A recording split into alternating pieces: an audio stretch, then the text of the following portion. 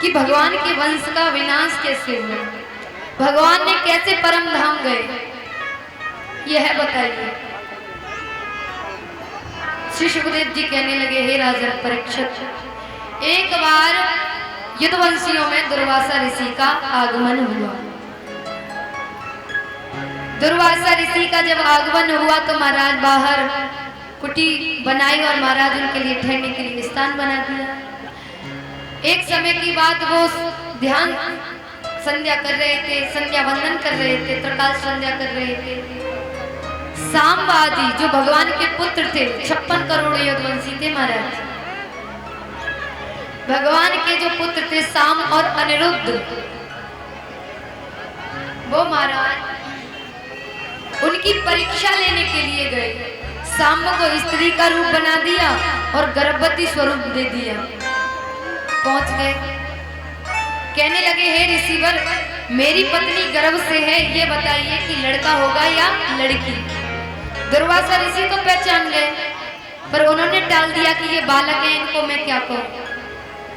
जब नहीं माने तो दुर्वासा ऋषि ने क्रोध में आकर शाप दे दिया कि जाओ, जिस जगह पर तुम वस्त्रों को लगा के आए हो उस जगह पर लोहे का मूसल उत्पन्न होगा, उसी मूसल से तुम्हारे वंश का नाश होगा।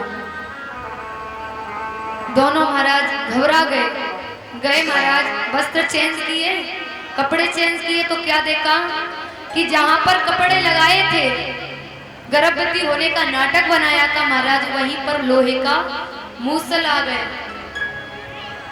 साम पहुंच गया, उग्रसेन जी ने उस मूसल को घिसवाया और उसका जो चूरा था महाराज उसको समुद्र में फेंकवा दिया। वहां पर घास उत्पन्न हो गई, डाब की घास होती नहीं है, वही, वो तो पैनी होती है ना महाराज, डाब की घास होती नहीं है, वही घास आ गई महाराज। इधर जो छोटी सी कील बची थी उसको समुद्र में फेंक दिया, समुद्र में मछली रहती थी, उसको मछली निगल गई और उस मछली को एक जरा नामक पहेलिये ने पकड़ लिया। उस मछली को फाड़ा तो उसमें से वह कील निकली और जरा ने, उस शिकारी ने, उस मछुआरे ने उस कील को अपने बाण की नोक पर लगा दिया। अब इधर देखिए, सारे युद्धवंशी प्रवास क्षेत्र में पहुंचते, धीरे धीरे दोनों में वार्तालाप होता है, सब में आपस में बहस होती है। धीरे धीरे महाराज ऐसी स्थिति आ जाती है युद्ध की, समुद्र में पहुंच जाते हैं और लड़ने लगते हैं उसी घास से, जो घास हुआ है मूसल की बड़ी थी, उसी घास से महाराज 56 करोड़ युद्धवंशियों का नाश होता है। अब महाराज कौन बचे? बलराम जी। बलराम जी ने समाधि ले ली, जितनी भी रानियां थी वो भी भगवान के भजन में लीन हो गई, समाधि ले ली उन सभी ने। भगवान ने सबको संतुष्टि देकर अपने पुत्रों को हस्तिनापुर भेज दिया और खुद जाकर पीपल के वृक्ष के नीचे लेट गए। उस समय भगवान का चतुर्भुज स्वरूप था, लेटे हुए हैं, उधर से मछुआरा आ रहा है।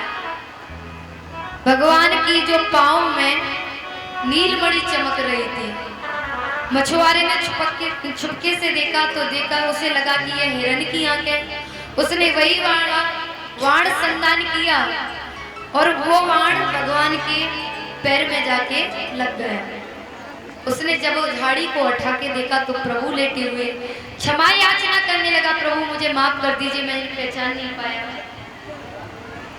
भगवान ने कहा कोई बात नहीं, ये तो कर्म का दंड है, याद करो त्रेता युग में मैंने भी तुम्हारे छिपके से बाण मारा था और वो बहेलिया कोई और नहीं, वाली था।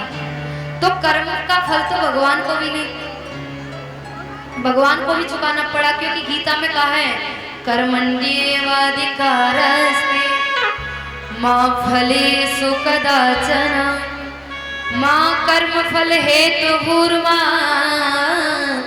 ते संगोस्त कर्माणि। अर्जुन से कह रहे हैं, हे भगवान, हे अर्जुन, तेरा कर्म करने में अधिकार है, ना कि उसके फल में।